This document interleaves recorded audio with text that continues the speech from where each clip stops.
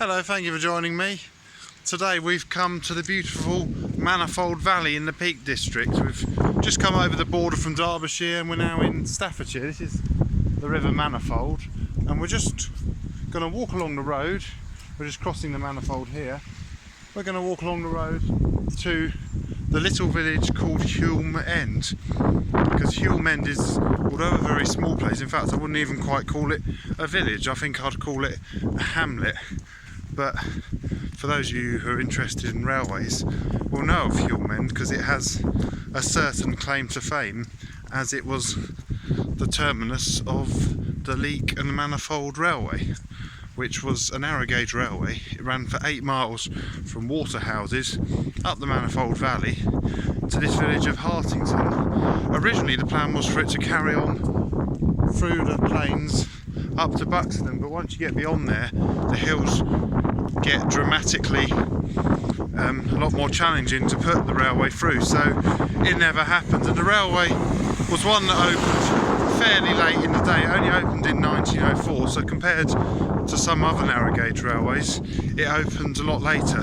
So for that reason, by then there really wasn't the money for it to be, for the railway to carry on any further.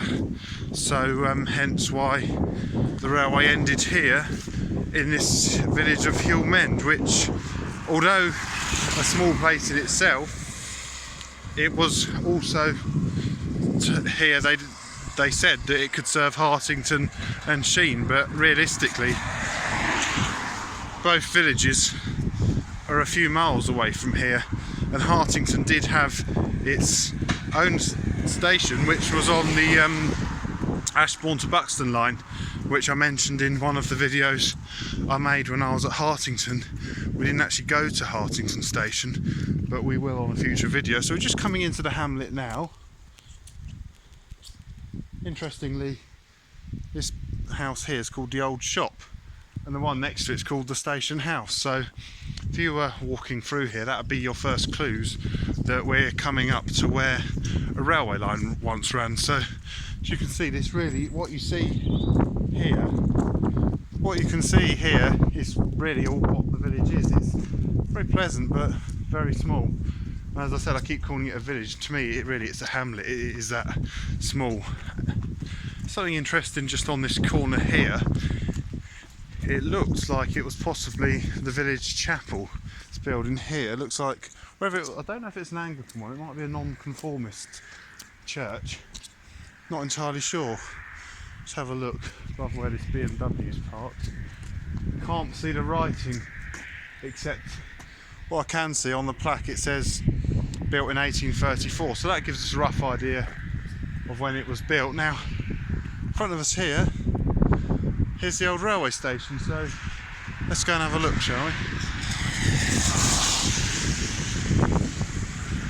So as you can see, the railway almost looks as though it could have, if it wanted to, cross the road here on a level crossing, but it didn't. It ended here. So we're going to go now and have a look.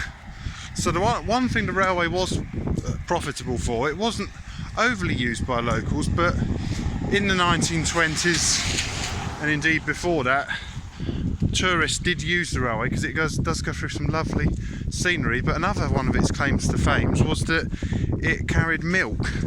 There's a lot of creameries in the area. It even had special milk trains to London. Now, what's unusual is, how do they run a through train on a narrow gauge railway down to London? Well, the answer is they carried standard gauge wagons on wheel skates, which, if you go to some of the narrow gauge railways in Germany, it's quite common, but in Great Britain it was fairly rare. So we're standing here, look, there's even still some sleepers here.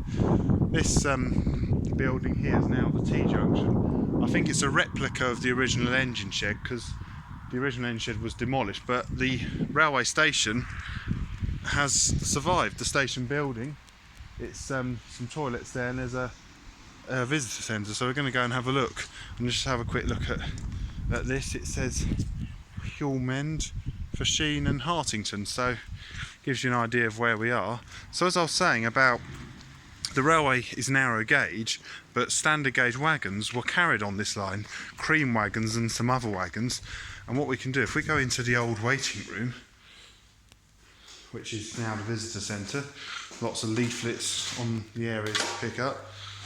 Down here we have a lovely model of the Leek Manifold Railway. Now, I don't know if you can really see it, but if you look in there, I know there's a glare, that's where we just walked.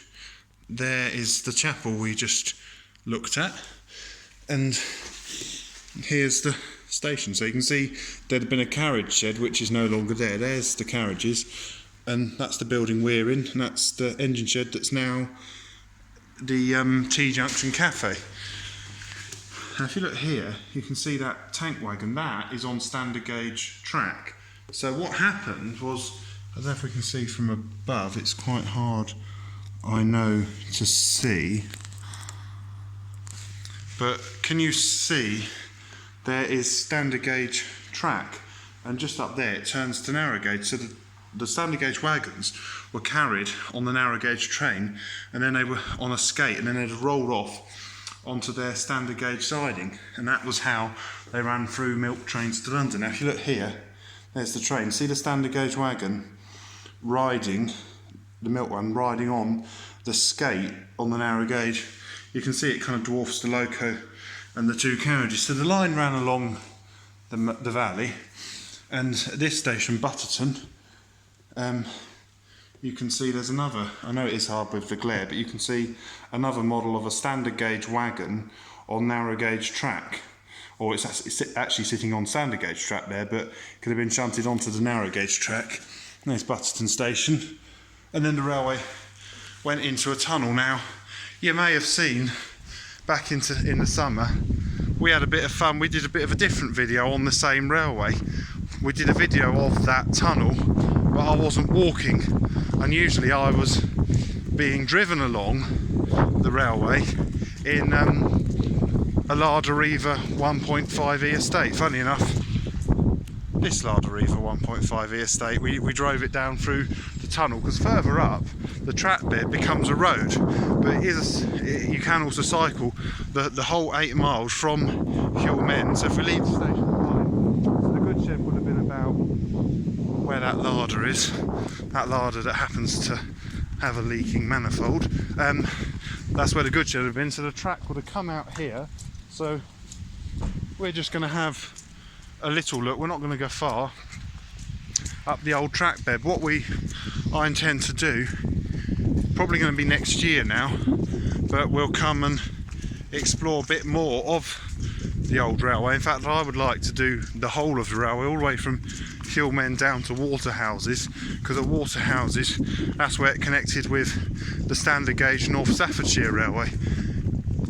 And that's how these milk trains, they'd have travelled along here. So you can imagine the little narrow gauge track. It must have been quite a sight, because I believe the engines were Baldwin engines pulling what looked to be rather American style carriages, and then the standard gauge milk wagon riding on the narrow gauge track. It really was unique. It's be a lovely project. If I had millions, I'd say, right, let's rebuild this railway, because I'd love to see it recreated. Whether it'll ever happen, never say never, but I somehow don't think just yet. So yeah, unfortunately it had a rather short life. It only opened in 1904, and it closed in the 1930s. So even though it travelled through such lovely scenery, it just wasn't really profitable. The milk trains were really its main profit.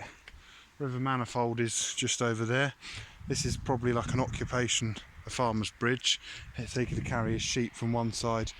As the railway was built, it obviously dissected his fields. So the Manifold Valley winds its way off down there, and that's what we're probably going to do at a later date today. I think today I'm just going to have a little look. I may make some other videos, but we'll certainly do. We did the one of the tunnel last summer in the car. I'd certainly like to in the future do it on foot, and I'd like to show you some of the other stations along this route, and certainly what's left of Waterhouses station. So thank you very much for watching, and at some point in the future, as I said, there will be more videos on the old Leek Manifold Railway. So thank you very much for watching. Goodbye.